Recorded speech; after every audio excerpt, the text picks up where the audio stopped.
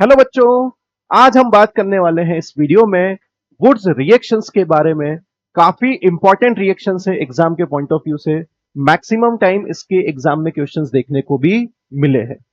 JEE के point of view से, NEET के पॉइंट ऑफ व्यू से, दोनों के एग्जाम के पॉइंट ऑफ व्यू से रिएक्शंस काफी इंपॉर्टेंट है। इस वीडियो में हम बात करने वाले हैं वुड्स रिएक्शंस क्या होती है, उसका मैकेनिज्म क्या है, उसके इंटरमीडिएट क्या है, और उनके कुछ सवालों पे भी हम बात करने वाले हैं कि किस तरीके के एग्जाम में सवाल आए हैं और किस तरीके के आ सकते हैं। उसके बाद हम बात करेंगे वुड्स रिएक्शन से रिलेटेड तीन रिएक्शंस और है हमारे पास, Fittig reactions, Wurtz Fittig reactions and है उल्मन रिएक्शंस। उसकी भी बात हम इस वीडियो में करने वाले हैं। तो चलिए स्टार्ट करते हैं हम लोग। वुड्स रिएक्शंस क्या होती है? सबसे पहले वुड्स रिएक्शन के अगर स्टेटमेंट की बात करें तो स्टेटमेंट बोलता है in this reaction alkyl halide. बिल्कुल सही। अल्काइल हैलाइड क्या होता है बेटा? अल्काइल हैलाइड होता है आर एक्स। अल्काइल हैलाइड क्या होता है बेटा? R X. React with sodium metal. Alkyl halide की रिएक्शन करनी है सोडियम मेटल के साथ। यहां पे आपने ले लिया सोडियम मेटल, और सोडियम मेटल लेना है किसके साथ? ड्राई ईथर के साथ। अब आपके दिमाग में यही डाउट आया होगा, सर ईथर का ड्राई होना क्यों जरूरी है? क्या ईथर वेट नहीं हो सकता? बिल्कुल बताएंगे। ईथर वेट होगा तो क्या होगा, उसके लिए आप वेट करिए। हम आगे बढ़ते हैं। So that corresponding alkane is obtained as a product. बनने वाला आंसर क्या रहेगा? अल्केन। तो इस रिएक्शंस में अगर मैं यहां पर आंसर की बात करूं तो आंसर होगा R R plus N A X. और अगर इस रिएक्शन में मैं बैलेंसिंग की भी बात करूं तो बैलेंसिंग के लिए यहां पे दो आर दिख रहे हैं, तो यहां पे दो मॉलिक्यूल ऑफ अल्काइल हैलाइड ले लीजिए, टू मॉलिक्यूल ऑफ सोडियम ले लीजिए, तो आपके पास बन जाएगा टू मॉलिक्यूल ऑफ NaX। बहुत ध्यान से देखो, अल्काइल हैलाइड की रिएक्शन सोडियम के साथ इन प्रेजेंस ऑफ ड्राई ईथर अगर आप करेंगे तो बनने वाला आंसर होगा अल्केन, और साइड प्रोडक्ट में रिलीज हो जाएगा two molecule of sodium halide. अब आपके दिमाग में कई सवाल हैं कि ये आंसर आपने कैसे बना दिया, इसको हम एग्जाम में कैसे बनाएंगे। तो उसके लिए हम पहले मैकेनिज्म की बात करेंगे और उसके बाद हम बात करेंगे इसके शॉर्टकट की। क्लियर हो गया बेटा? तो अब हम स्टार्ट करते हैं इसका मैकेनिज्म। तो ध्यान से देखिएगा, काफी इंपॉर्टेंट मैकेनिज्म है, और इस मैकेनिज्म को मैं क्या नाम दूंगा वो भी आप ध्यान से समझिएगा। सबसे पहले बेटा, अगर मैं इसका मैकेनिज्म स्टार्ट करूं तो ध्यान से देखो, सबसे पहले आप लेके आओ सोडियम को, और मैंने आपको एक बात बताई कि सोडियम को लाना है ड्राई ईथर के साथ। क्यों लाना है उसका रीजन मैं आपको थोड़ी देर में बताने वाला हूं। तो सबसे पहले सोडियम जो है, आपको पता है सोडियम का इलेक्ट्रॉनिक कॉन्फ़िगरेशन 2,8,1 होता है। अगर सोडियम को हम देखने की कोशिश करें कि उसके घर में कितने इलेक्ट्रॉन पड़े हुए हैं, तो सोडियम के आउटर मोस्ट शेल में एक इलेक्ट्रॉन प्रेजेंट होता है। यह इलेक्ट्रॉन बहुत जल्दी से ये इसको डोनेट करना चाहता है। तो अगर सोडियम के आउटर मोस्ट शेल से एक इलेक्ट्रॉन रिलीज करा दें तो आपके पास क्या बनेगा? Na+, और यहां पे क्या निकल जाएगा? एक इलेक्ट्रॉन। बोलो, क्या आप बोल सकते हैं कि ये ऑक्सीडेशन भी हुआ है? बिल्कुल बोल सकते हैं। उसके बाद आप बुलाइए अब अपने अल्काइल हैलाइड को। अल्काइल हैलाइड को बुलाइए और आप देखिए कि R और X के बीच में बॉन्ड है। X आपके पास हेलोजन है, R आपके पास कार्बन है, और इस RX का जब आप पोलराइजेशन करेंगे तो यहां पर X जो है वो कौन सा चार्ज लेने की कोशिश करेगा? Minus charge. और R कौन सा चार्ज लेने की कोशिश करेगा? Plus charge. बोलो, बात समझ में आ गई? जैसे ही ये पोलराइजेशन हो रहा है वैसे ही एक इलेक्ट्रॉन जो सोडियम से निकला था, इलेक्ट्रॉन पे माइनस चार्ज है, R पे प्लस चार्ज है, प्लस को क्या चाहिए? माइनस। साइमल्टेनियसली इस बॉन्ड के डिसोसिएशन के साथ साथ ये इलेक्ट्रॉन इस कार्बन के प्लस पे चला आएगा। आप समझ पा रहे हैं हुआ क्या है? फिर से समझिए, ये कार्बन था, इसके इलेक्ट्रॉन कौन लेके भाग रहा है? एक्स। एक्स पे क्या आएगा? माइनस। कार्बन क्या होगा? डेफिशिएंट। ये इलेक्ट्रॉन सीधा अटैक करेगा कहां पर? डेफिशिएंट वाली साइड पर। तो ध्यान से देखिएगा, ये जो आपको आर प्लस था, वो आर प्लस पे एक इलेक्ट्रॉन आने के बाद वो आपको आर दिखेगा रेडिकल की फॉर्म में। इसका मतलब इस रिएक्शन में इंटरमीडिएट जो होते हैं वो होते हैं फ्री रेडिकल, और यहां पे बाहर हो चुका है कौन? X minus. बोलो बेटा, बात समझ में आ गई? क्लियर हो गया सबको? X का जाना, इलेक्ट्रॉन का आना, ये काम साइमल्टेनियसली होगा, और इस रिएक्शन के इंटरमीडिएट होंगे हमारे पास फ्री रेडिकल। तो बड़ी इंपॉर्टेंट चीज हो गई है कि हमने यहां पर वुड्स रिएक्शन की जो हम बात कर रहे हैं, उसके मैकेनिज्म की जो बात कर रहे हैं, वो हम बात कर रहे हैं इसके फ्री रेडिकल मैकेनिज्म की। इसका इंटरमीडिएट कौन होता है? Free radical. बोलो बेटा, बात समझ में आ गई? उसके बाद क्या होगा? उसके बाद देखिए क्या क्या होगा। एक्स को तो तुमने यहां से बाहर कर दिया, उसके बाद एक आर रेडिकल अपना ऑक्टेट कंप्लीट करने के लिए दूसरे आर रेडिकल को बुलाएगा और दोनों आर रेडिकल आपस में जुड़ के R dash R, that is alkane का फॉर्मेशन कर चुके हैं। बोलो, बात समझ में आ गई? क्लियर आ गया? उसके बाद एक्स माइनस क्या करेगा? जो यहां से Na+ निकला है, जो ऊपर से Na+ निकला है, वो एक्स माइनस के साथ रिएक्शन करेगा और किसका फॉर्मेशन कर देगा बेटा? NaX का। क्या आपको वुड्स रिएक्शन का मैकेनिज्म समझ में आया? आपके दिमाग में ये होगा कि सर ये आर रेडिकल कहां से आ गया? मेरे बेटा, मैं यही तो बात बताने की कोशिश कर रहा हूं कि मैं यहां पे दो मॉलिक्यूल ले लूंगा, तो उससे क्या मेरे पास दो आर रेडिकल बन जाएंगे? क्या मेरे पास उससे दो एक्स माइनस हो जाएंगे? बात समझ में आ गई? सर एक इलेक्ट्रॉन एक आर के पास जाएगा तो दूसरा इलेक्ट्रॉन दूसरे आर के पास भी जाएगा, इसका मतलब सोडियम भी दो ले लीजिए, यहां पे भी दो हो जाएगा और यहां पे भी दो हो जाएगा। ये आपके पास हो चुकी है बैलेंस रिएक्शन। आ गई बात समझ में? क्लियर आया आपको मैकेनिज्म समझ में? तो वुड्स रिएक्शन क्या बोलती है? वुड्स रिएक्शन बोलती है अल्काइल हैलाइड लीजिए और यहां पे आप एक्स को हटाइए और रेडिकल को बनाइए। बिल्कुल सही है, यही इस रिएक्शन का शॉर्टकट भी है। इस रिएक्शन का शॉर्टकट क्या है? अगर आप डायरेक्ट आंसर आगे बनाना चाहते हैं, जिसमें हम क्वेश्चंस प्रैक्टिस भी करने वाले हैं, तो आपको क्या करना है? आप हमेशा वुड्स रिएक्शन को कैसे पहचानेंगे? RX दिखेगा, सोडियम दिखेगा और उसके साथ दिखेगा आपको ड्राई ईथर। मेरा शॉर्टकट कुछ इस तरीके का है बेटा कि मैं वुड्स रिएक्शन में देखते ही सबसे पहले एक ही बात बोलूंगा कि भैया एक्स को हटाओ। बिल्कुल सही जान रहे हैं आप, एक्स हटाने का मतलब बेटा मैं बात कर रहा हूं हेलोजन हटाने की। जैसे ही आपको बोला जाएगा एक्स हटाओ, तो आप एक चीज बना देना, रेडिकल। एक्स हटाओ, रेडिकल बनाओ, एक्स हटाओ, रेडिकल बनाओ और उसी रेडिकल के साथ बॉन्ड बना देने का और आपके पास बन जाएगा R dash R, that is alkane. बोलो बेटा, शॉर्टकट समझ में आया आपको? एक्स हटाओ, रेडिकल बनाओ, रेडिकल को आपस में चिपकाओ और अल्केन पाओ। बोलो, बात क्लियर हो गई? क्या आपको पूरी मैकेनिज्म बहुत आसानी से अच्छे से समझ में आ गई है क्या? क्लियर है? अब हम आगे बात करेंगे कुछ इसके इंपॉर्टेंट पॉइंट्स के बारे में जो रिलेटेड हैं मैकेनिज्म से। उनको हम बोलेंगे नोट, कुछ नोट यहां पे मेंशंस करेंगे। उसके बाद हम बात करेंगे किस पे? उसके बाद हम बात करेंगे इनके क्वेश्चंस पे। आगे बात समझ में? इस रिएक्शंस में एक और चीज आप बोल सकते हो कि इस रिएक्शन की जो स्लो स्टेप है वो आपके पास RX का डिसोसिएशन है। ये आपके पास स्लो स्टेप है और स्लो स्टेप को आपको पता है कि हम बोला करते हैं रेट डिटरमाइनिंग स्टेप। मतलब इसके इंटरमीडिएट में जो फ्री रेडिकल इंटरमीडिएट बना है वो RDS में इंटरमीडिएट कौन सा है? Free radical. क्लियर हो गई बात? आगे बढ़ सकते हैं अपन। चलिए, अब हम इसके मैकेनिज्म से रिलेटेड बातें करने वाले हैं। फर्स्ट पॉइंट की हम बात करेंगे, it is reduction of alkyl halide. Mention करिएगा आप, काफी इंपॉर्टेंट पॉइंट्स एग्जाम में पूछे जा सकते हैं।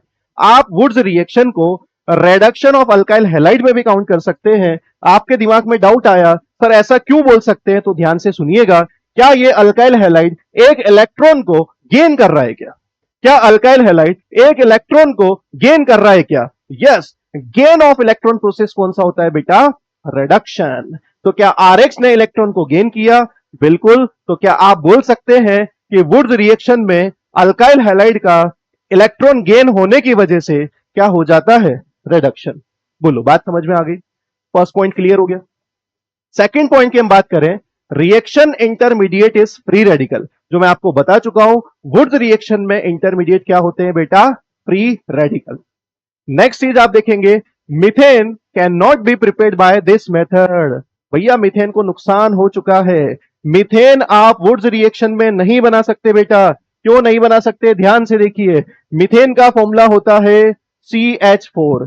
अगर आपने इस क्वेश्चन में मान लो यहां पर CH3X लिया होता, क्या लिया होता बेटा? CH3X।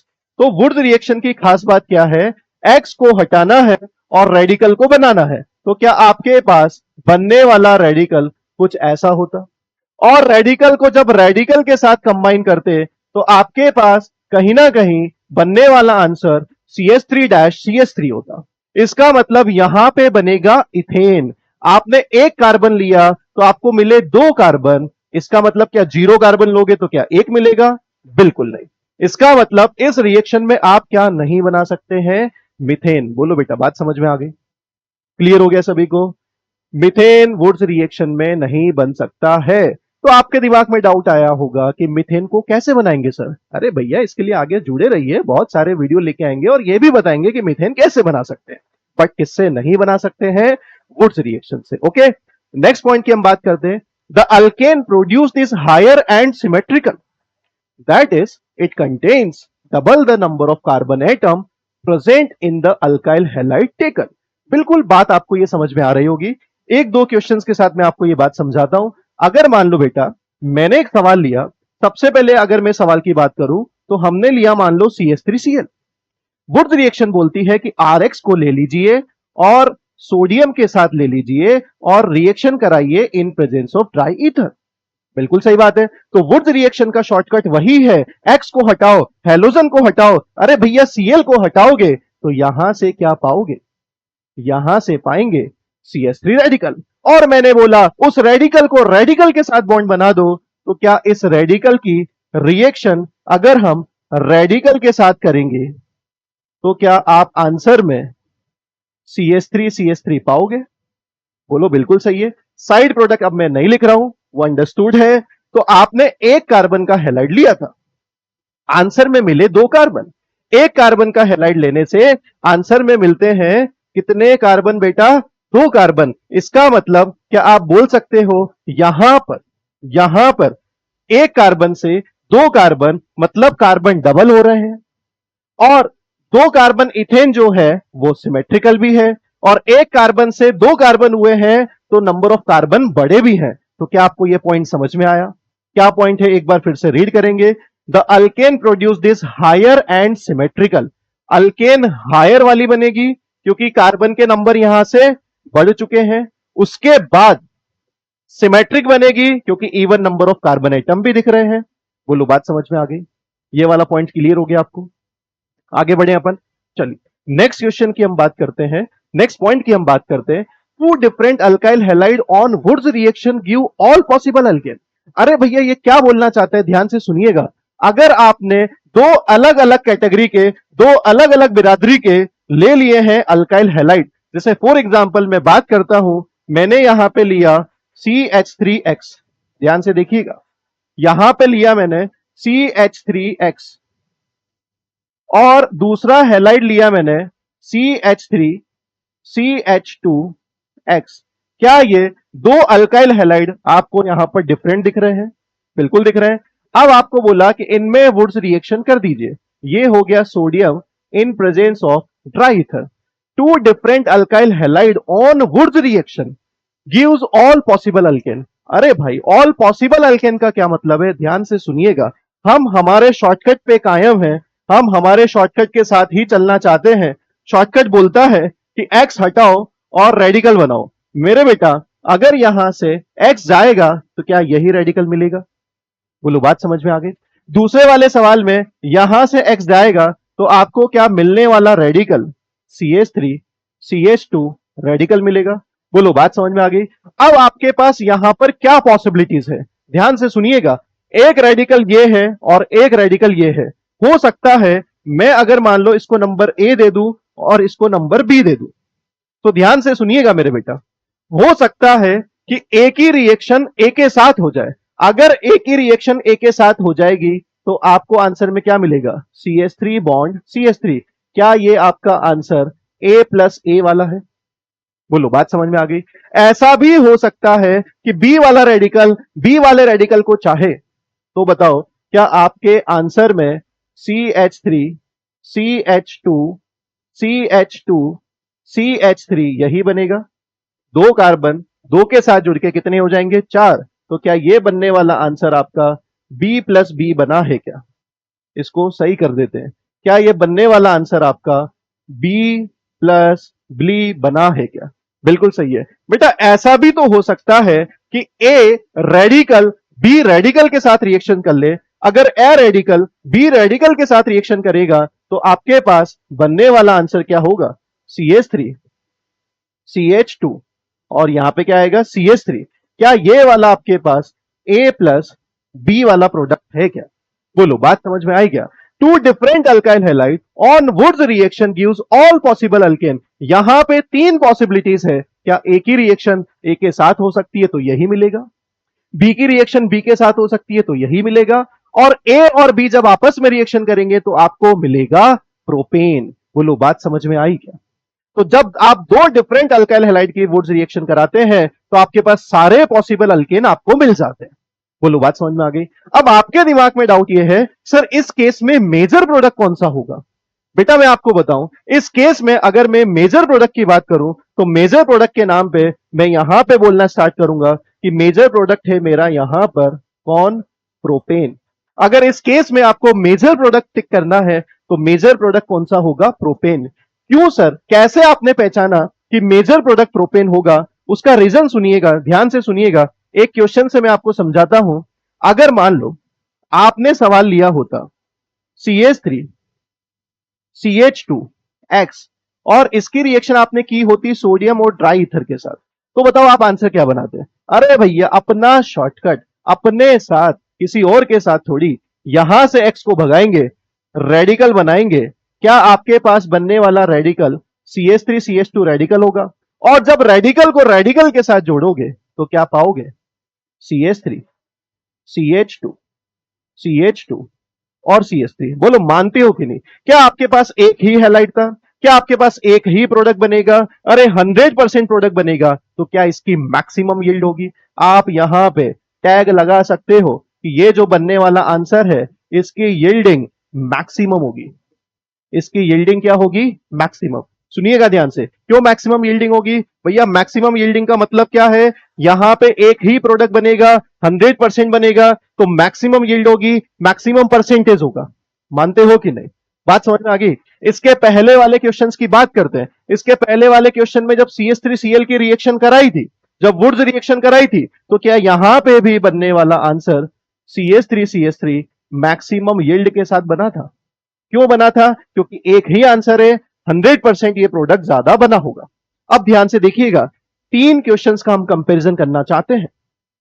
सवाल नंबर 1 में आपने CH3CH3 बनाया, आपने बनाया यहां पे इथेन। क्या इथेन अच्छे परसेंटेज में बना है तो क्या यही मेजर प्रोडक्ट होगा?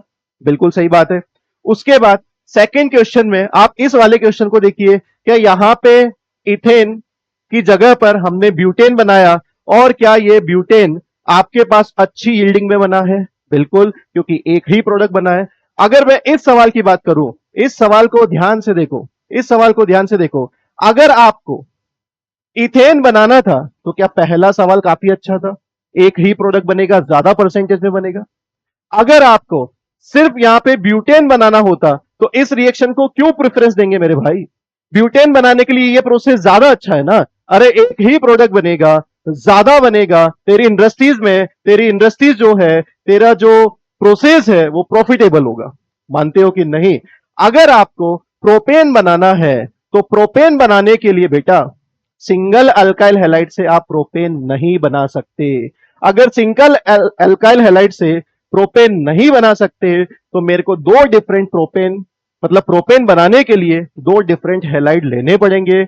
और कहीं ना कहीं आप बताओ, क्या इस रिएक्शन को करने का पर्पस सिर्फ प्रोपेन बनाना ही है? इसीलिए आप इसको क्या बोलोगे? Major product. क्या आपको बात समझ में आई मैं आपको क्या समझाना चाहता हूं? अगर आप ये प्रोडक्ट बनाना चाहते थे तो फर्स्ट रिएक्शन अच्छी है, सिर्फ ये प्रोडक्ट चाहते हो तो ये वाली रिएक्शन अच्छी है। अरे भाई, तुमको प्रोपेन बनाना है, अगर आप इस प्रोडक्ट को चाहते हो तो क्या आपको मजबूरी में ये काम करना पड़ेगा, और यहां पे डिफरेंट टाइप के अल्केन बनेंगे तो कहीं ना कहीं इसका परसेंटेज कम है, और कम है तो कोई दिक्कत नहीं है, कम है तो किसी बात का गम नहीं है, बट बनाना ही यही है तो क्या यही आपका मेजर प्रोडक्ट होगा? बोलो, बात समझ में आ गई? तो दो जब different alkyl halide Wurtz reaction में लिए जाएंगे तो आपके पास सारे पॉसिबल अल्केन बनते हैं, और किस टाइप के प्रोडक्ट को आप मेजर प्रोडक्ट बोलोगे? जो इनके दोनों के कॉम्बिनेशन से बना है। ऐसे प्रोडक्ट को हम क्रॉस प्रोडक्ट भी बोला करते हैं। क्या बोलते हैं इसको? Cross product. लगा देते हैं बेटा टैग यहां पे। ऐसे प्रोडक्ट को, मेजर प्रोडक्ट को हम बोलते हैं क्रॉस प्रोडक्ट। बात समझ में आ गई? और ऐसी रिएक्शन जिसमें दो डिफरेंट अल्काइल हैलाइड लिए जाते हैं, ऐसी वुड्स रिएक्शन को आज से आप हमेशा बोल सकते हैं क्रॉस वुड्स रिएक्शन। ऐसी रिएक्शन को आप क्या बोल सकते हो? Cross Wurtz reaction. बोलो बेटा, बात समझ में आ गई अच्छे से? क्लियर हो गया? नेक्स्ट पॉइंट की तरफ बढ़े हम लोग। चलिए नेक्स्ट पॉइंट पे हम चर्चा करते हैं। नेक्स्ट पॉइंट है the separation of mixture into individual members is not easy. क्या बोल रहा है ये बात? समझिएगा, इसी सवाल से समझ सकते हैं। आपने जब दो डिफरेंट अल्काइल हैलाइड लिए तो आपने कितने आंसर बनाए? 3। Ethane, butane and propane. आप देख रहे हो कि ये मिक्सचर में 3 आंसर बने हुए हैं। अगला पॉइंट ये बोल रहा है कि इन तीनों को आप इजीली सेपरेट नहीं कर सकते। The separation of mixture into individual members is not easy because their boiling point are near to each other. Very very most important point. अगर आप क्रॉस प्रोडक्ट वाली रिएक्शन कर रहे हैं, क्रॉस वुड्स रिएक्शन कर रहे हैं, तो उसमें आप एक से ज्यादा हाइड्रोकार्बन पाएंगे, एक से ज्यादा अल्केन पाएंगे, और उस मिक्सचर में से आप अगर उनको सेपरेट कराना चाहते हैं तो ये प्रोसेस थोड़ा सा डिफिकल्ट माना जाता है। रीजन ये है क्योंकि इनके जो बॉइलिंग पॉइंट होते हैं वो होते हैं नियर बाय। बॉइलिंग पॉइंट क्या होते हैं? Near by. एंड दस Wurtz reaction is not suitable for the synthesis of alkane containing odd number of carbon atom. क्या समझ में आई यहां से बात? कि वुड्स रिएक्शन जो फेमस है, वुड्स रिएक्शन जो फेमस होती है वो even number of carbon atom बनाने के लिए फेमस होती है, ऑड नंबर के लिए फेमस क्यों नहीं है? रीजन आपको यहां पे दिखेगा। फिर से एक बार समझ लीजिए, अगर आप ऑड नंबर कार्बन का प्रोडक्ट बनाना चाहते हैं तो साथ में 2 प्रोडक्ट और बनते हैं। इस मिक्सचर से इन तीनों को सेपरेट कराना मुश्किल है क्योंकि यहां पे तीनों का बॉइलिंग पॉइंट बहुत क्लोज है, तो यहां से इनको सेपरेट कराना मुश्किल हो जाता है। इसलिए वुड्स रिएक्शन बोलती है कि हम ऑड नंबर के प्रोडक्ट बनाना नहीं चाहते या फिर वो अच्छे यील्ड में नहीं बनते। इस रिएक्शन का प्रेफरेंस किस चीज को लेके होता है? सिमेट्रिक अल्केन बनाने के लिए। आप देख सकते हैं CH3 CH2X 2 कार्बन के 4 कार्बन कर दिए, एक प्रोडक्ट बनाना है, कोई सेपरेट कराने की जरूरत नहीं है क्योंकि मिक्सचर ही नहीं बना है और 4 कार्बन की अल्केन सिमेट्रिक हो गई है। बोलो, बात समझ में आ गई? इसके पहले वाले क्वेश्चंस में भी आप देख सकते हैं एक कार्बन का हैलाइड CH3 CH3 बना, आप बोल सकते हैं एक ही है, मिक्सचर नहीं है, सेपरेट नहीं कराना है, तो आप क्या बोलोगे? अच्छी यील्ड में बना है, सिमेट्रिक बना है, तो क्या आपको वुड्स रिएक्शन की बात समझ में आ गई? वुड्स रिएक्शन हमको बोलती है कि हम बड़े फेमस हैं, हम बड़े फेमस हैं कौन से एटम बनाने के लिए, even number of carbon atom compound बनाने के लिए, सिमेट्रिक बनाने के लिए हम काफी फेमस हैं। कौन सी रिएक्शंस को यूज किया जाए? वुड्स रिएक्शंस को। बोलो, बात समझ में आ गई? आगे बढ़े अपन। चलिए नेक्स्ट पॉइंट पे हम बात करते हैं। Ether is wait. ओ, आपका वेट जो आप कर रहे थे वो आ चुका है। अगर आपका ईथर वेट हो जाए तो आपको बनने वाला आंसर अल्कोहल मिलेगा। अरे खुश मत होइए, आपके काम की चीज है तो बड़े खुश हो गए हैं। अगर आपको ईथर की वुड्स रिएक्शन को फिर से ध्यान से देखें, वुड्स रिएक्शन हमें क्या बोल रही थी? आओ भैया वुड्स, हमें बताओ क्या बोल रहे थे आप? भैया RX ले लो और उसके साथ सोडियम ले लो और सोडियम के साथ ड्राई ईथर लेना होता है। भैया ड्राई ईथर की जगह पर अगर आपने वेट ईथर ले लिया, कौन सा ईथर ले लिया बेटा? वेट ईथर, तो क्या होगा? सुनिएगा ध्यान से भैया। वेट ईथर का मतलब क्या ईथर के साथ कुछ मॉइस्चर प्रेजेंट है? बिल्कुल। अरे आपको पता होगा सोडियम पानी के साथ विगोरसली रिएक्ट कर सकता है और अपने आप को बर्बाद कर सकता है NaOH के अंदर और धुआं धुआं उड़ा सकता है। कौन सी गैस रिलीज करा सकता है? हाइड्रोजन। ध्यान से सुनिएगा, अगर भैया ईथर के साथ मॉइस्चर प्रेजेंट होता तो सोडियम पानी के साथ रिएक्शन करके खुद को बर्बाद कर लेता NaOH में और सबको धुआं धुआं कर देता, मतलब H2 गैस यहां से रिलीज होगी। और मजेदार चीज देखो बेटा, अगर यहां पे NaOH बना है, इसका मतलब ये मिक्सचर आपको क्या बना के दे चुका है? NaOH। अगर ये मिक्सचर आपको NaOH बना दे चुका है तो प्यारे बच्चों, अल्काइल हैलाइड और NaOH, क्या ये दोनों आपस में मिलकर न्यूक्लियोफिलिक सब्स्टिट्यूशन रिएक्शन देने लग जाएंगे? बिल्कुल। और उस केस में आपको पता होगा कि यहां से X अभी भी जाएगा बट न्यूक्लियोफाइल के प्रेजेंस में जाएगा और न्यूक्लियोफाइल आएगा तो यहां पे बनने वाले आंसर आपको मिलेंगे अल्कोहल।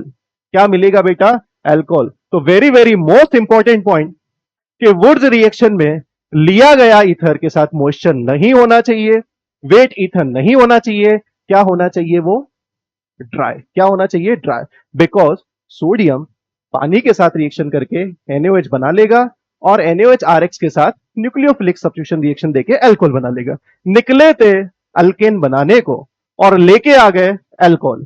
क्या लगेगा नहीं लोगों को कि बच्चा बाहर जाके भटक गया था? मानते हो कि नहीं? बोलो, बात समझ में आ गई? क्लियर हो गया? अगले पॉइंट की तरफ बढ़ते हैं अपन। चलिए नेक्स्ट पॉइंट पे हम बात करेंगे reactivity of RX in Wurtz reaction. बेटा वुड्स रिएक्शन में मैंने बोला था कि RX होता है। क्या होता है? RX। ध्यान से सुनिएगा, फिर से एक बार और समझाते हैं। वुड्स रिएक्शन में आपके पास था RX, शॉर्टकट बोलता है X को हटाओ और रेडिकल को बनाओ। क्या यही स्टेप आपकी RDS थी? क्या यही स्टेप आपकी RDS है? क्या X को हटाना है, रेडिकल को बनाना है, यही RDS है क्या? मेरे बेटा ध्यान से सुनना, R के साथ X फ्लोरीन भी हो सकता है, क्लोरीन भी हो सकता है, ब्रोमीन भी हो सकता है और आयोडीन भी हो सकता है। मानते हो कि नहीं? यार मुझे एक बार बताओ, कार्बन और फ्लोरीन बहुत क्लोज होंगे, फ्लोरीन से बड़ा बॉन्ड क्लोरीन होगा और दूर होंगे, ब्रोमीन और बड़ा होगा और दूर होंगे, आयोडीन और बड़ा होगा बहुत दूर होंगे। तो सबसे ज्यादा बॉन्ड लेंथ कहां होगी? RI के केस में। क्या R और I बहुत दूर होंगे? मानते हो कि नहीं? R और F बहुत पास होंगे। तो भैया ये रिएक्शन तब आगे जाएगी जब इस बॉन्ड का डिसोसिएशन होगा, और जल्दी बॉन्ड कब टूटेगा? जब बॉन्ड लेंथ ज्यादा होगी। तो सबसे ज्यादा बॉन्ड लेंथ किसकी है? RI की। RI की बॉन्ड लेंथ ज्यादा है, I जल्दी बाहर जाएगा, रेडिकल जल्दी बनेगा, आगे आंसर जल्दी बनेगा। तो सबसे फास्ट वुड्स रिएक्शन कौन देगा बेटा? सबसे फास्ट वुड्स रिएक्शन देगा अल्काइल आयोडाइड, और सबसे स्लो कौन देगा? Alkyl fluoride. बिकॉज इसकी बॉन्ड लेंथ सबसे कम है, तो बॉन्ड एनर्जी ज्यादा लगेगी। बोलो ये पॉइंट क्लियर हो गया? आगे बढ़े अपन नेक्स्ट पॉइंट की तरफ। चलिए नेक्स्ट पॉइंट की हम बात करें तो नेक्स्ट पॉइंट पे हम चर्चा करते हैं, वो है हमारे पास point number 9, in case of 3 degree alkyl halide. लो भैया एक और हमारी जिंदगी में समस्या आ गई है, समस्या कम नहीं थी, एक और आ चुकी है। In case of 3 degree alkyl halide, alkene formed as major product. अरे भाई क्या बात कर रहे हो? अभी तक तो आप बोल रहे थे कि यहां पर अल्केन बनेगा, अब आप बोल रहे हो अल्कीन बनेगा, बट स्पेशल केस कौन से वाले केस में? 3 डिग्री के केस में। Because 3 degree free radical undergoes disproportionation reaction. क्या हो चुका है? ध्यान से देखिएगा, सब समझ में आएगा। ध्यान से देखो, ये बड़ा इंपॉर्टेंट पॉइंट है, आप इसको महा इंपॉर्टेंट पॉइंट बोल सकते हैं। काफी इंपॉर्टेंट पॉइंट है ये, ध्यान से सुनिएगा। ऐसा क्या हो गया है यहां पे? मान लो आपने यहां पर एक अल्काइल हैलाइड लिया कुछ इस तरीके का। चलो भाई ध्यान से देखिएगा, आपने अल्काइल हैलाइड लिया CH3, C, CH3, CH3 और X, और वुड्स रिएक्शन करनी है, सोडियम को मिलाओ। अरे भैया सोडियम को मिलाओ ड्राई ईथर के साथ। ध्यान रखना किसके साथ? ड्राई ईथर के साथ। आपका शॉर्टकट जो मैंने आपको सिखाया वो ये बोलता है कि आप यहां से X को हटा दीजिए और X को हटा के क्या बना लोगे? रेडिकल। अगर आप बेटा यहां पर रेडिकल बनाओगे तो क्या मैं यहां पर रेडिकल बना दूं? CH3, C, CH3 और यहां पे क्या बना दोगे? CH3, और यहां पे रेडिकल बन चुका है। बोलो बात समझ में आ गई? क्लियर हो गया? अब आप बोल रहे हो कि रेडिकल को रेडिकल के साथ कंबाइन करा दो। मेरे भाई मैं ये आपको बोलना चाहता हूं कि जब आप इस रेडिकल की रिएक्शन कराना स्टार्ट करेंगे तो ये रेडिकल के साथ कंबाइन होने में बड़ी तकलीफ देगा। ये रेडिकल इस रेडिकल के साथ इजीली कंबाइन नहीं हो सकता, ये कॉम्बिनेशन इजीली नहीं हो सकता, ये रेडिकल आपस में क्लोज नहीं आ सकते। रीजन ये है कि इन पे क्राउड बहुत ज्यादा है। 3 डिग्री रेडिकल के केस में क्राउड बहुत ज्यादा होगा, ये ग्रुप इस ग्रुप को रिपल्शन देने लगेंगे, इस रिपल्शन की वजह से ये एडिशन आपस में होना मुश्किल हो जाएगा। अगर ये एडिशन मुश्किल हो जाएगा तो आप मुझे बताओ, क्या आप एक्सपेक्ट कर रहे थे कि आपको आंसर कुछ ऐसा मिलेगा? क्या आप एक्सपेक्ट कर रहे हैं आपको कुछ ऐसा आंसर मिले? बिल्कुल, आपका एक्सपेक्टेशन बिल्कुल सही है। ये आंसर आपको मिलेगा, बट मैं बोलता हूं ये आंसर आपको मिलेगा पुअर यील्ड के साथ। पुअर यील्ड के साथ एक्सपेक्टेशन सही था, बट यील्डिंग कहीं ना कहीं हो चुकी है कम। ये आंसर तो बनेगा, बट ये पुअर यील्ड के साथ बना है, इसका परसेंटेज बहुत कम है, क्योंकि 3 डिग्री के केस में रिपल्शन बहुत ज्यादा होगा, तो ये कॉम्बिनेशन इजीली नहीं हो पाता। तो इस केस में मेजर प्रोडक्ट क्या बनते हैं? अल्कीन, और वो बनते हैं कौन से प्रोसेस से? डिसप्रपोर्शनेशन से। तो अब आप यही चाहते हो कि आप हमें ये बताओ कि इस केस में अल्कीन कैसे बना होगा। अगर इस केस का मैं फाइनल आंसर बनाऊं, इस केस का मैं फाइनल मेजर आंसर बनाऊं, तो इस केस का फाइनल मेजर आंसर बेटा ये वाला बनेगा। ये इसका मेजर आंसर है, ये इसकी यील्डिंग ज्यादा है। अब आपके दिमाग में यही सवाल है कि ये काम कैसे हुआ। आप ये भी जल्दी से बता दो कि ये आंसर कैसे बना होगा। समझते हैं, अगले पॉइंट पे समझते हैं। ध्यान से देखिएगा, मैंने लिख दिया है कि स्टेरिकली क्राउडेड रेडिकल, जो 3 डिग्री रेडिकल होंगे, usually do not undergo combination. 3 degree radical 3 degree radical के साथ कॉम्बिनेशन टफ हो जाता है, तो वो वहां पे क्या प्रोसेस को फॉलो कराने लगते हैं? डिसप्रपोर्शनेशन। ध्यान से देखिएगा, आपको समझाता हूं कि अल्कीन वहां पर कैसे बना होगा। ध्यान से देखो, ध्यान से देखो मेरे बेटा, यहां पे लिखा है CH3, CH3, और यहां पे लिखा है CH3, और ये आपका रेडिकल था। आगे बात समझ में? आप इसी रेडिकल के साथ कंबाइन कराने का सोच रहे थे। आपको तकलीफ क्या फील हुई कि भैया ये आराम से ऐड नहीं हो सकते क्योंकि इनमें रिपल्शन ज्यादा है। तो ध्यान से देखो, हम क्या कर रहे हैं, मैंने यहां वाले CH3 को ऐसा CH2H करके लिख दिया। बात समझ में आ गई? अरे भैया, CH3 को CH2H लिख सकते हैं क्या? बिल्कुल लिख सकते हैं। तो इन्होंने क्या सोचा कि यार हम जब एक दूसरे के साथ कंबाइन होना चाहते हैं तो हम में रिपल्शन है, तो हम इजीली कंबाइन नहीं हो सकते। तो इनने एक नया तरीका ढूंढा जिसको डिसप्रपोर्शनेशन नाम देते हैं। हाँ, बिल्कुल वही जो आप सोच रहे हो कि सर डिसप्रपोर्शनेशन तो हमने रेडॉक्स में सुना था। डिसप्रपोर्शनेशन तो वो होता है जिसमें सेम एलिमेंट का ऑक्सीडेशन और रिडक्शन होता है। वही चीज यहां पे भी होगी। ध्यान से सुनिएगा, 2 मिनट में आपको समझ में आएगा। तो आप सबसे पहले क्या करो, ये जो CH2H है, इस वाले बॉन्ड को आप ब्रेक कर दो। कौन सी फॉर्म में? रेडिकल की फॉर्म में। रेडिकल और रेडिकल, बोलो बात समझ में आ गई? क्यों ये काम कर रहे हैं? क्योंकि रिपल्शन ज्यादा है, ये इजीली ऐड नहीं हो सकते। जैसे ही आप इसको ब्रेक करेंगे तो आप क्या पाएंगे? ध्यान से सुनिएगा, ध्यान से सुनिएगा। ये एच रेडिकल सामने वाले रेडिकल को बोला है तैयार हो जाओ मैं आ रहा हूं, तैयार हो जाओ मैं आ रहा हूं। तो क्या ये एच रेडिकल इसके पास आ जाएगा? बिल्कुल। और इस केस में आपको मिलने वाला आंसर क्या होगा? ध्यान से देखिएगा, आपको आंसर में मिलेगा CH3, और यहां पे आगे क्या दिख रहा है? C। यहां पे क्या दिख रहा है? CH3, और यहां पे क्या दिख रहा है? CH3, और ये H आपका आके बैठ चुका है। तो क्या आपको ये आंसर में अल्केन मिल चुका है? बोलो बात समझ में आ गई? और ध्यान से सुनो मेरे भाई, और ध्यान से सुनो, ये H रेडिकल बाहर जाएगा तो ये C रेडिकल का टाइम पास नहीं हो रहा। ये C रेडिकल इस C रेडिकल को बोलेगा आओ मिलके बॉन्ड बनाए। तो जैसे ये दोनों मिलके बॉन्ड बनाएंगे मेरे बेटा, तो यहां पे C और C दोनों मिलके क्या डबल बॉन्ड बना लेंगे? बिल्कुल। तो यहां पे एक आंसर में आपको क्या मिलेगा? CH3, C, CH3, और डबल बॉन्ड, और क्या मिलेगा? CH2, जिसको आप क्या नाम दोगे? एल्कीन। जिसको आप क्या नाम दोगे? एल्कीन। बोलो बात समझ में आ गई? अरे बात समझ में आ गई आपको? कैसे 3 डिग्री रेडिकल आपस में कंबाइन नहीं हो सकते, तो उन्होंने क्या किया, एक नया तरीका निकाला। ये रेडिकल इसके पास गया, एक अल्केन बना और एक अल्कीन बना। अब आप ये जानना चाहते हैं कि ये डिस्प्रपोर्शनेशन कैसे हुआ, तो ध्यान से देखिए, ध्यान से देखिएगा, ये डिस्प्रपोर्शनेशन कैसे हुआ है वो भी मैं आपको समझाता हूं। सबसे पहले ध्यान से देखो, क्या ये वाला जो कंपाउंड है, क्या ये H से इलेक्ट्रॉन ले रहा है? अगर ये कंपाउंड इलेक्ट्रॉन ले रहा है तो क्या इसका ऑक्सीडेशन हुआ है कि रिडक्शन हुआ है? जल्दी से बताइएगा मुझे, क्या ये ऐसा आया है? इस कंपाउंड ने क्या इलेक्ट्रॉन को गेन किया है? और आपको पता होगा कि गेन ऑफ इलेक्ट्रॉन होता है, तो ऐसे प्रोसेस को हम क्या नाम देते हैं? रिडक्शन।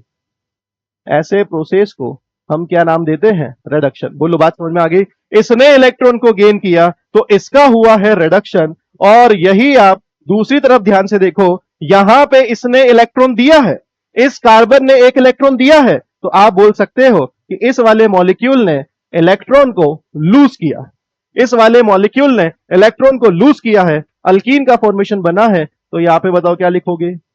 Loss of electron. और लॉस ऑफ इलेक्ट्रॉन को किस नाम से जानते हैं बेटा? उसको जानते हैं हम ऑक्सीडेशन के नाम से। तो बताओ बनने वाला आंसर क्या अल्कीन बन चुका है?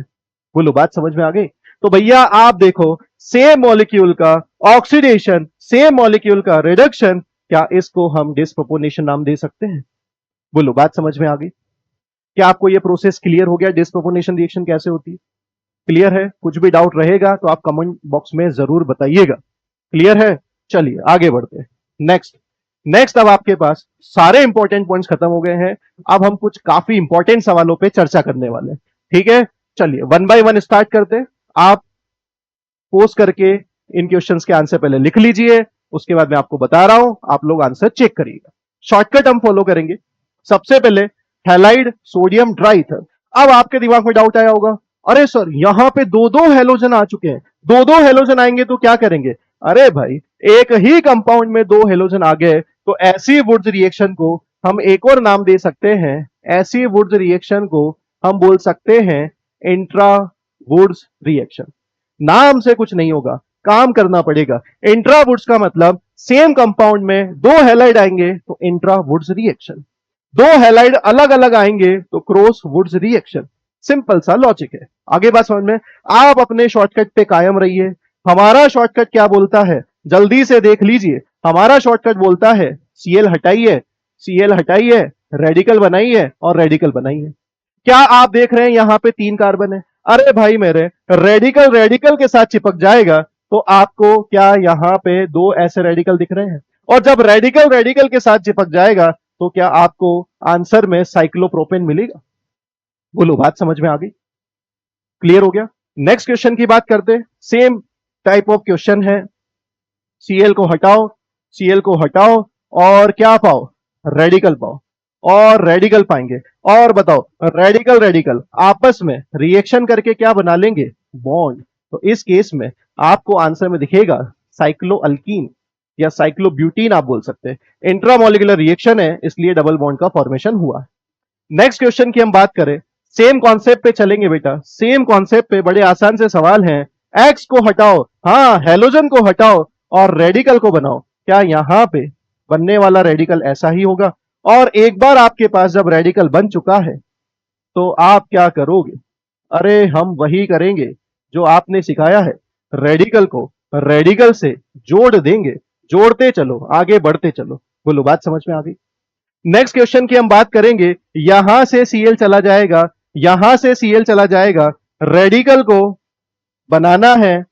सीएल को हटाकर आप देखोगे यहां पर दो रेडिकल इस तरीके से जुड़े हुए रहेंगे, दोनों को लगेगा आपस में एक हो जाना चाहिए और बन जाएगा बॉन्ड। बोलो, बात समझ में आ गई? सिंपल सा लॉजिक है। हैलोजन हटाना है, रेडिकल बनाना है और रेडिकल रेडिकल को जोड़ देना है। बोलो, बात क्लियर हो गई? क्या आगे बढ़ सकते हैं हम? एक और चीज आप देख सकते हैं, फर्स्ट क्वेश्चन और सेकंड क्वेश्चन में सेम क्वेश्चन में हैलाइड है तो ऐसी रिएक्शन क्या होती है? इंट्रावुड्स। यहां पे एक ही हैलाइड है, कोई तकलीफ नहीं है। इस सीएल को हटाइए, रेडिकल बनाइए और ऐसा ही एक और रेडिकल अज्यूम कीजिए। तो अगर आप दो सेम हैलाइड के बीच में रिएक्शन करते हैं तो ऐसी वुड्स रिएक्शन को अक्सर हम बोला करते हैं इंटर वुड्स रिएक्शन। कौन सी रिएक्शन बोलते हैं इसको? Inter Wurtz reaction. ध्यान से सुनिएगा, 3 टाइप की वुड्स रिएक्शन मैं आपको बता चुका हूं। इंटर वुड्स मतलब एक जैसे हैलाइड आपस में रिएक्शन करेंगे तो इंटर वुड्स। एक ही कंपाउंड में दो हैलाइड रिएक्शन करेंगे तो इंट्रा वुड्स। और दो डिफरेंट डिफरेंट हैलाइड रिएक्शन करेंगे तो क्रॉस वुड्स। बोलो, चमका सबके दिमाग में? आगे बढ़े अगले क्वेश्चन की तरफ। जल्दी से आप स्क्रीनशॉट ले लो, पोस्ट कर लो, सॉल्व कर लो, उसके बाद हम आंसर का डिस्कशन करते हैं। कुछ नए नए सवाल वेरिएशन के साथ। ये सारे सवाल काफी इंपॉर्टेंट मान सकते हो आप, ये पेपर में आ चुके हैं, आएंगे, काफी इंपॉर्टेंट है, समझ लीजिए। इसके बाद आपको कुछ नहीं देखना भाई, पूरा वुड्स रिएक्शन में करा दे रहा हूं। सबसे पहले वही हमारा सीएल को हटाओ, रेडिकल को बनाओ। इस सवाल की खास बात आप देख रहे हो, ये जो रेडिकल है, ये जो रेडिकल है वो रेजोनेंस में है। ये रेडिकल रेजोनेंस में है। अरे भैया रेजोनेंस में है तो रेजोनेंस कर दो, क्या फर्क पड़ता है? आपको पता है क्या रेजोनेंस कैसे होगा? तुम इधर आओ, मैं उधर जाऊंगा, मेरा यहां पे मन नहीं लग रहा है, तुम इधर आओ, मैं यहां जाऊंगा। बताओ क्या ये एक दूसरे की रेजोनेटिंग स्ट्रक्चर बन चुकी हैं क्या? क्या ये एक दूसरे की रेजोनेटिंग स्ट्रक्चर बन चुकी हैं क्या?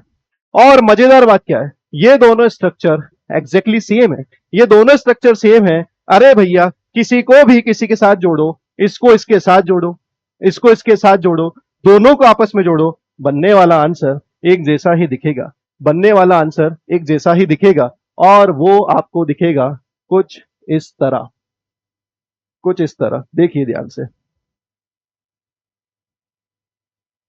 ठीक है, बनने वाला आंसर आपको क्या दिखेगा? ये देखो, यहां पे आपको आंसर में दिखेगा 6 कार्बन की चेन। देखो, 3 कार्बन और 3 कार्बन, तो कितने कार्बन की चेन बना दोगे? 6 कार्बन। 1 2 3 4 5 6। और ये रेडिकल, ये रेडिकल, बोलो आपस में जुड़ चुके हैं, बोलो यही आंसर दिखेगा। अगले सवाल पे चर्चा करें। अगले सवाल पे Cl चले जाओ, Cl चले जाओ, क्योंकि रेडिकल आने वाला है। लो भैया, रेडिकल आ चुका है। क्या रेडिकल रेडिकल आपस में जुड़ना चाहते हैं? बिल्कुल जुड़ना चाहते हैं। मजेदार बात यह है कि ये कंपाउंड जीआई शो करता है। ये कंपाउंड अगर जीआई शो करता है तो आप देख सकते हैं कि इस कंपाउंड के दो आंसर बनने लगेंगे भाई। इस कंपाउंड के दो आंसर बनने लगेंगे।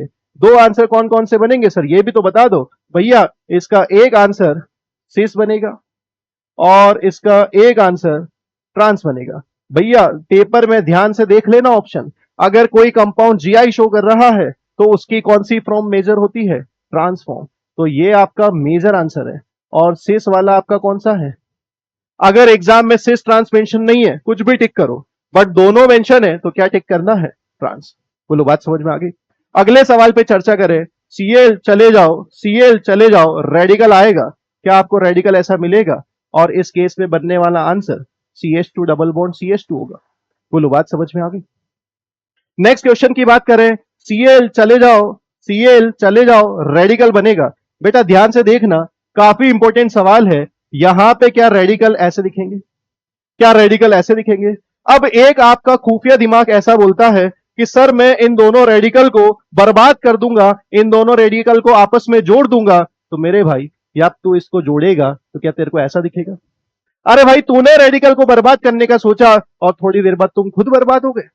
अरे ये कंपाउंड में रिपल्शन है, ये हाईली अनस्टेबल कंपाउंड है। इस कंपाउंड को आप नहीं मान सकते मेजर प्रोडक्ट। तो इसमें दूसरा तरीका क्या होगा? इसमें दूसरा तरीका ये होगा मेरे भाई कि यहां पे आप कर दीजिए रेजोनेंस। जैसे ही आप रेजोनेंस करोगे तो रेजोनेंस तो क्या होता है? घूमना फिरना। जैसे ही आप रेजोनेंस करोगे तो क्या आप ये बॉन्ड तो यहीं देख रहे थे? क्या ये वाला बॉन्ड ऊपर देखोगे? ये रेडिकल यहां था, ये रेडिकल यहां था। देखो कितनी अच्छी बात है, कितनी अच्छी बात है। रेडिकल रेडिकल के पास है, आओ दोनों मिलके एक हो जाएं, तो क्या यहां पे बेंजीन बनेगा? तो इस क्वेश्चन का इंपॉर्टेंट और मेजर आंसर कौन सा बनेगा? बेंजीन। कौन सा आंसर आपको नहीं बनाना है? कौन सा आंसर आपको नहीं बनाना है? ये मेजर प्रोडक्ट नहीं है, ये मेजर प्रोडक्ट नहीं है। बोलो बात समझ में आ गई? काफी इंपॉर्टेंट है, ध्यान रखिएगा। नेक्स्ट क्वेश्चन पे बात करते हैं। नेक्स्ट क्वेश्चन है क्वेश्चन नंबर 9। क्वेश्चन नंबर 9 का सेम कॉन्सेप्ट है।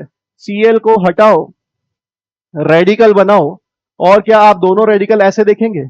ये आपका रेडिकल, ये आपका रेडिकल, दोनों रेडिकल खत्म हो जाएंगे, आपस में बॉन्ड बना लेंगे। बनने वाला आंसर होगा बेंजीन। अगले वाले क्वेश्चन में आप देखोगे, अगले वाले क्वेश्चन में देखोगे, Cl जाएगा, रेडिकल बनेगा। अब आप फिर से वही सोच रहे हो कि मैं इन दोनों को आपस में नहीं जोड़ूंगा, अब मैं अपनी जिंदगी बर्बाद होने नहीं दूंगा, क्योंकि थोड़ी देर पहले आपने बताया था कि ये दोनों आपस में जुड़ेंगे तो मजा नहीं आएगा। अरे पगले, अब की बार यहां पे रेजोनेंस नहीं है तो हमारे पास कोई ऑप्शन भी नहीं है। अब हम बहुत प्यार से इन दोनों को आपस में जोड़ देंगे और यही आंसर पाएंगे। बोलो बात समझ में आ गई? नेक्स्ट क्वेश्चन देखने में बड़ा खूबसूरत है।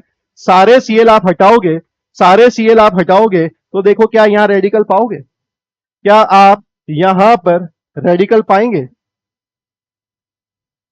सारे Cl आप हटाओगे तो क्या यहां पर रेडिकल रेडिकल रेडिकल रेडिकल पाओगे? और जब इन रेडिकल को आप आपस में जोड़ने की कोशिश करते हो तो भैया ये दोनों जुड़ जाएंगे और आपस में खत्म, ये दोनों जुड़ जाएंगे आपस में खत्म। तो क्या आपको मिलने वाला आंसर, क्या आपको मिलने वाला आंसर कुछ इस तरह, ऐसा ही दिखेगा। बोलो है कि नहीं मजेदार? क्लियर है? आगे बढ़े अपन। चलिए नेक्स्ट क्वेश्चन की बात करते हैं। काफी सवाल हैं और काफी इंपॉर्टेंट सवाल हैं, महा इंपॉर्टेंट सवाल। सवाल नंबर 12 बहुत ध्यान से देखो। सवाल नंबर 12 बहुत ध्यान से देखो। आपका एक ही है काम। क्या है काम? हैलोजन को भगाना है। हैलोजन को भगाना है, रेडिकल को बनाना है। ये देखो ध्यान से देखो, हैलोजन बाहर, रेडिकल अंदर। हैलोजन बाहर, रेडिकल अंदर। क्या मैं इन दोनों रेडिकल रेडिकल को जोड़ दूं? हाँ सर, जब मैंने इन दोनों रेडिकल को आपस में जोड़ा तो ये तो बड़े अजीबोगरीब दिख रहे थे। अरे क्या फर्क पड़ता है, वो कैसे भी दिखे, आंसर तो आंसर ही होता है। क्या ये दोनों जुड़ के कुछ ऐसे हो जाएंगे? क्या दोनों जुड़ के ऐसे हो जाएंगे? समझदारी वाली बात मैं करूं तो ऐसा ऑप्शन पेपर में नहीं दिखेगा। बिकॉज बिकॉज मैं इस ऑप्शन को 4 ऑप्शंस में ऐसा लगा के दूंगा। क्या ये बहुत ध्यान से देखने पर ये दोनों एक दूसरे के भाई बहन लगते हैं? क्या ये दोनों जुड़वा लगते हैं? क्या ये दोनों एक जैसे लगते हैं? ध्यान से देखिएगा। अगर आपको नहीं समझ में आया तो मैं आपके लिए ही आया हूं। ध्यान से देखो, यहां पे 1 carbon, 2 carbon, 3 carbon, 4 carbon, 5 carbon, 6 carbon. ध्यान से देखो मेरे बेटा, 1 कार्बन, 2, 3, 4, 5, 6 क्या हो चुके हैं? दूसरी तरफ भी देख लो यार, दूसरी तरफ भी देख लो। अरे दिखाने का तरीका अलग है, देखने वाले लोग चाहिए। 2, 3, 4, 5, 6। ये देखो 2, 3, 4, 5, 6। बोलो बात समझ में आ गई? अरे मुस्कुराहट आई क्या? अच्छा लगा ना भाई ये वाला? बोलो क्लियर है? अगला वाला क्वेश्चन तो सर देखने में इतना अच्छा लग रहा है कि मैं उसका बॉन्ड ही नहीं तोड़ना चाहता। अरे भाई तोड़ना पड़ेगा। अगर आप इस वाले क्वेश्चन में यहां पे Cl को हटाओगे तो रेडिकल पाओगे, Cl को हटाओगे तो रेडिकल पाओगे। क्या आपने 2 रेडिकल ऐसे ही पाए हैं? क्या आपने 2 रेडिकल ऐसे ही पाए हैं? अरे भाई इन रेडिकल को जोड़ने की भी तो हिम्मत करो। जैसे ही आप इन दोनों रेडिकल को आपस में जोड़ोगे कितना प्यारा सा प्रोडक्ट आपको मिलेगा। बोलो क्या आपका यही आंसर है? क्या आपके इस क्वेश्चन का यही आंसर है? बोलो बात समझ में आ गई? क्लियर हो गया? चलिए भाई क्वेश्चन नंबर 14 की बात करते हैं। 14 महा इंपॉर्टेंट क्वेश्चन है। 14 महा इंपॉर्टेंट क्वेश्चन है। इस क्वेश्चन को इंपॉर्टेंट टिक करिए। इस क्वेश्चन को इंपॉर्टेंट टिक करिए। इंपॉर्टेंट इसलिए टिक करिए क्योंकि भैया यहां कार्बन पे कुछ डिफरेंट मार्किंग है। ये कार्बन 14 है, ये आइसोटॉपिक कार्बन है। इससे क्या फर्क पड़ेगा? ध्यान से देखो। सबसे पहले हम अपने प्रोसेस पे कायम है। हमारा शॉर्टकट तो एक ही है, मैं बॉन्ड तोड़ दूंगा, Cl को भगा दूंगा और रेडिकल को बना दूंगा। मानते हो कि नहीं? मानते हो कि नहीं बेटा? क्या यही आपका बनेगा? क्या ऐसा सवाल हमने पहले भी किया था? यहां पे आप बताओ, यहां पे डबल सिंगल डबल रेजोनेंस वाला फॉर्मूला लगेगा। अगर आप यहां पे रेजोनेंस करोगे तो रेजोनेंस से आप क्या पाओगे कि ये रेडिकल 14 वाले कार्बन पे पहुंच चुका है। ये रेडिकल 14 वाले कार्बन पे पहुंच चुका है। बोलो ये बात समझ में आई क्या? अरे बोलो भाई बोलो, ये बात समझ में आई क्या? क्या ये 14 वाले कार्बन पे पहुंच चुका है? अब मुझे एक बार बताओ, क्या ये दोनों कंपाउंड अलग अलग हैं? बिल्कुल बिल्कुल अलग अलग है सर, इसमें पूछने वाली क्या बात है। आप इसको ए बोलो और आप इसको बी बोलो। मानते हो कि नहीं? अरे भैया ये दोनों अलग अलग है। ध्यान से देखो, रेडिकल पे 14, यहां रेडिकल पे नहीं है 14, ये दोनों अलग अलग है। तो इसका मतलब यहां पे पॉसिबल प्रोडक्ट क्या क्या होंगे? यहां पे ए के साथ भी जुड़ सकता है, बी के साथ भी जुड़ सकता है और ए बी के साथ भी जुड़ सकता है। तो इस क्वेश्चन के पॉसिबल आंसर कितने बनेंगे? 3, बट विदाउट आइसोमर। ध्यान रखना, विदाउट आइसोमेरिज्म। जब एक्सक्लूडिंग इंक्लूडिंग की बात करें तो वो आप ध्यान से सुनिएगा। चलिए भाई इस क्वेश्चन के आंसर बनाने की कोशिश करते हैं।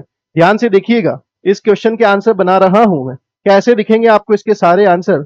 ध्यान से देखो, ध्यान से देखो, इसके सारे आंसर आपको कैसे दिखेंगे? ध्यान से देखो। देखो इसके आंसर मैं यहां बना रहा हूं। सबसे पहले 3 कार्बन और 3 कार्बन। ध्यान से देखो, पहले मैं ए को ए के साथ जोड़ता हूं। एक काम करते हैं, इसको हम नेक्स्ट स्लाइड पे लेते हैं। इसको हम नेक्स्ट स्लाइड पे लेते हैं, ज्यादा अच्छे से मजा आएगा। देखो आप कहां पे अटके हुए थे? हम अटके हुए थे, ये हमारा क्वेश्चन था, ये हमारा 14 था, ये रेडिकल था। हमने जब रेजोनेंस किया तो हमने पाया कुछ ऐसा। मानते हो कि नहीं? अब आप बोलो इस कंपाउंड को ए, अब आप बोलो इस कंपाउंड को बी, इस कंपाउंड को ए और इस कंपाउंड को बी। अब बताओ क्या करेंगे? अब हम यहां पर अब हम यहां पर दोनों की रिएक्शन करना स्टार्ट करेंगे। तो पहले मैं ए की रिएक्शन ए के साथ करूंगा, तो ए वाला कंपाउंड कुछ इस तरीके का है, ए वाला कंपाउंड को घुमा के लिख दो कुछ इस तरीके का है। क्या ये दोनों रेडिकल हैं? क्या ये दोनों रेडिकल आपस में जुड़ जाएंगे और कुछ ऐसा बनेगा? बोलो 1 2 3 4 5 6 मेंबर दिख रही है, आपके पास ओपन चेन बन चुकी है। जब आप बी को बी के साथ जोड़ोगे, जब आप बी को बी के साथ जोड़ोगे, तो बी वाले को ध्यान से देखिएगा, आपकी बार रेडिकल और 14 एक ही जगह पर है। मैं घुमा के लिख रहा हूं, ध्यान से रखिएगा, रेडिकल और 14 एक ही जगह पर है। रेडिकल रेडिकल आपस में जुड़ जाएंगे, तो क्या आप आंसर में कुछ ऐसा पाएंगे? देख लो, इसका कलर चेंज कर देते हैं यार। ये लो, जो आपके पास कलर चेंज हुआ है वो रेडिकल से बना हुआ बॉन्ड है। बोलो बात समझ में आ गई? उसके बाद तीसरा आंसर क्या पाओगे? तीसरा आंसर है आपके पास ए प्लस बी। ए और बी की रिएक्शन करोगे तो ए वाली चीज तो कुछ इस तरीके से दिखती है। अरे नहीं भाई, ऐसी नहीं दिखती है, ध्यान से देखो कैसी दिखती है फिर। ये बॉन्ड यहां पर है और ये 14 यहां पर है। उसके बाद बी वाली चीज ऐसी दिखती है, और जब ये दोनों जुड़ेंगे, ये दोनों जुड़ेंगे तो बताओ ये 14 था, तो बताओ ये जब बॉन्ड जुड़ा तो क्या ये ऐसा हो जाएगा? बोलो बात समझ में आ गई? क्या आपको 3 पॉसिबल प्रोडक्ट दिखे हैं जो ए और बी के कॉम्बिनेशन से बने? आगे बात समझ में क्लियर हो गया? तो ये काफी इंपॉर्टेंट सवाल था। उसके बाद नेक्स्ट सवाल पे हम चलते हैं। ये सवाल आपके लिए प्रैक्टिस के लिए है, सेम टाइप ऑफ क्वेश्चन है। इसमें भी मैं आपको हिंट दे देता हूं। आप सबसे पहले क्या करोगे? सीएल को हटाओगे, यहाँ पे 14 लगाओगे और ये रेडिकल बनेगा। क्या ये रेडिकल में रेजोनेंस है? रेजोनेंस से एक डिफरेंट रेजोनेटिंग स्ट्रक्चर पाओगे? बिल्कुल, क्योंकि अब 14 वाले कार्बन पे क्या मिलेगा? रेडिकल। बाकी काम आपके हवाले वतन साथियों, एक ए है और एक बी है, कितने आंसर बना लोगे? A plus A. और एक कौन सा बना लोगे? B plus B. और एक कौन सा बना लोगे? A plus B. क्या यहां पर भी 3 पॉसिबल प्रोडक्ट दिखेंगे? अरे बना लोगे बेटा, सेम टाइप ऑफ क्वेश्चन है, ध्यान से जोड़ देना। जोड़ने का काम तुम्हारे हवाले वतन साथियों। आगे बात समझ में? चलिए नेक्स्ट क्वेश्चन पे चर्चा करते हैं। 16 महा इंपॉर्टेंट क्वेश्चन। इस पे मैं बोलता हूं बहुत सारे लगा दो आप स्टार, चमकता रहना चाहिए। इतना इंपॉर्टेंट सवाल, मजेदार पेपर में आया हुआ क्वेश्चन है। सबसे पहले आप हेलोजन को हटाओगे तो क्या लगाओगे? रेडिकल। और आप बहुत उत्सुक हैं, मैं जानता हूं, आप बॉन्ड बनाने के लिए बहुत उत्सुक हैं। आपने सीधा रेडिकल रेडिकल को जोड़ दिया और एक कंपाउंड पाया। बेटा यकीन मानो, ये कंपाउंड अनस्टेबल होता है। ये कंपाउंड अनस्टेबल होता है रूम टेम्परेचर पे। ऐसे कंपाउंड को बोला जाता है एंटी एरोमेटिक कंपाउंड। क्या बोलते हैं इसको बेटा? Anti aromatic compound. अरे भाई तुम एंटी एरोमेटिक क्यों हो गए? क्यों हो गए? ध्यान से सुनो भैया, यहाँ पे 2 पाई इलेक्ट्रॉन कितने पाई इलेक्ट्रॉन है? 4 पाई इलेक्ट्रॉन। अगर कोई कंपाउंड साइक्लिक है और पूरे कंपाउंड में डीलोकलाइजेशन है और 4 पाई इलेक्ट्रॉन है, तो ऐसे कंपाउंड को क्या बोला जाता है? Anti aromatic. और anti aromatic compound room temperature पे अनस्टेबल होते हैं। मतलब जो आपने आंसर बनाया उससे आपने सही आंसर नहीं पाया, तो यहां पे कुछ नया होगा। ऐसे ही तो क्वेश्चंस मैं आपके लिए लेके आया हूं, नॉर्मल क्वेश्चंस तो आप कर लेंगे। तो इस केस में क्या करना पड़ता है? इस केस में होता है डाइमराइजेशन। इस केस में होता है डाइमराइजेशन। आपको पता होगा कि anti aromatic compounds are unstable at room temperature, so ये क्या बना लेंगे? डाइमर। डाइमर कैसे बनाएंगे भैया? डाइमर का मतलब है ये 2 कंपाउंड आपस में जुड़ना चाहते हैं। ये 2 कंपाउंड आपस में जुड़ना चाहते हैं। कैसे जुड़ना चाहते हैं? ध्यान से देखो, कैसे जुड़ना चाहते हैं, ध्यान से देखो। ये रेडिकल था, ये आपके पास रेडिकल है भैया। इन दोनों ने आपस में जोड़ा तो कुछ हो नहीं पाया, तो ये दोनों आपस में जुड़ने की कोशिश करेंगे। जब ये रेडिकल इस रेडिकल के साथ जुड़ेगा, तो ध्यान से देखना, मैं आपको बना के दे रहा हूं। क्या ये आपके पास 2 ऐसे स्ट्रक्चर थे? रेडिकल का बॉन्ड डिफरेंट कलर से दे देते हैं, क्या ये रेडिकल रेडिकल मिलके बॉन्ड बना लेंगे? कुछ इस तरीके से। रेडिकल रेडिकल मिलके बॉन्ड बना लेंगे कुछ इस तरीके से। और अब ये जो बनने वाला कंपाउंड है, इस कंपाउंड को आप बोल सकते हैं non aromatic compound. Non aromatic compound, भैया एंटी एरोमेटिक से नॉन एरोमेटिक पे आ गए हैं तो स्टेबिलिटी बढ़ चुकी है, और स्टेबिलिटी बढ़ चुकी है तो फिर यही इसका मेजर आंसर है। ध्यान रखना, काफी इंपॉर्टेंट सवाल है। क्लियर है बेटा? आगे बढ़े, नेक्स्ट क्वेश्चन की बात करें। नेक्स्ट क्वेश्चन है क्वेश्चन नंबर 17। क्वेश्चन नंबर 17 देख के ही आपके मुंह में आया होगा पानी, और मैं बता रहा हूं सच में बड़ा अच्छा सवाल है। आप देख सकते हैं ये रिंग है, ये आपके पास Cl जाएगा, रेडिकल बनेगा, Cl जाएगा, रेडिकल बनेगा। एक बच्चे का खुफिया दिमाग देखना चाहते हो? अरे कितना आसान है, लो सर इन दोनों को जोड़ दिया मैंने। अरे भैया ये आंसर सही नहीं है, ये गलत आंसर है। इस केस में आप ये आंसर तो पा लिया है, बट ये आंसर को हम कौन सा आंसर बोल रहे हैं? लेस स्टेबल, क्योंकि इसमें रेजोनेंस किया जा सकता था। अगर मैं इसका रेजोनेंस करता तो क्या यहां पर एक रेजोनेटिंग स्ट्रक्चर बनती? क्या यहां पे बॉन्ड हो जाता? क्या यहां पे रेडिकल आता? यहां पे बॉन्ड रहता और यहां पे रेडिकल होता। आप देख सकते हैं इसमें एक बार और रेजोनेंस किया जा सकता है, तो अगली बार रेजोनेंस करने से, अगली बार रेजोनेंस करने से क्या आपको यहाँ पे डबल बॉन्ड, बॉन्ड, यहाँ पे रेडिकल और यहाँ पे रेडिकल मिलेगा। भैया अब ये दोनों रेडिकल आपस में एक होना चाहते हैं, ये दोनों आपस में मिलके मिलना चाहते हैं, ये आपस में बॉन्ड बनाना चाहते हैं, और आप देखो जब आपस में बॉन्ड बना तो कितना खूबसूरत इसका ये आंसर मेजर मिला है। बोलो बात समझ में आ गई? क्लियर हो गया? समझ में आया? ध्यान रखना, इनको डायरेक्टली मत उड़ा देना हवा में। चलिए अगले सवाल की बात करें, वही हमारा पुराना शॉर्टकट। Cl को हटाना है, रेडिकल को बनाना है। 1 2 3 4, 4 कार्बन है दोस्तों, है 4 कार्बन, और बीच में है बॉन्ड, ये रेडिकल और ये रेडिकल। एक तो खुफिया दिमाग आपका ये बोलता है कि दोनों रेडिकल को मैं आपस में एक कर दूंगा। अरे भैया अगर आप इन दोनों रेडिकल को आपस में जोड़ दोगे तो आप एक आंसर ऐसा पाओगे। भैया ये आंसर इस केस में लेस स्टेबल है, बिकॉज आप यहां देख सकते हैं यहां पर रेजोनेंस वाला फिनोमिना है। अगर आप रेजोनेंस वाला फिनोमिना कर दें तो रेजोनेंस से स्टेबिलिटी बढ़ेगी, बॉन्ड यहां आएगा, रेडिकल यहां आएगा, रेडिकल यहां आएगा, और ये दोनों आपस में जुड़ के एक कॉन्जुगेटेड डाइन बनाएंगे। कॉन्जुगेटेड डाइन ज्यादा स्टेबल है साइक्लोअल्कीन से, इसलिए इस सवाल का मेजर आंसर आपको कौन सा मिला है? नीचे वाला। ये नहीं बनाना था, ये बनाना था। बोलो बात समझ में आ गई? काफी अच्छे अच्छे सवाल भाई, यही सवाल है जो इंपॉर्टेंट है। नॉर्मल सवाल आप सब कर लोगे ये वीडियो देखने के बाद। अगले सवाल की बात करते हैं, महा इंपॉर्टेंट क्वेश्चन। महा important question, which of the following is not formed by Woods reaction? Very most important point. Not formed by Woods reaction using a single reactant. अरे भाई क्या बात कर रहे हो, इतना खतरनाक एक रिएक्टेंट से क्या नहीं बना सकते? इतना बड़ा चैलेंज। ध्यान से देखिएगा, ध्यान से देखो। अगर आप क्वेश्चन को बहुत ध्यान से देखें तो आप देखो यहां पे ब्यूटेन दिख रहा है।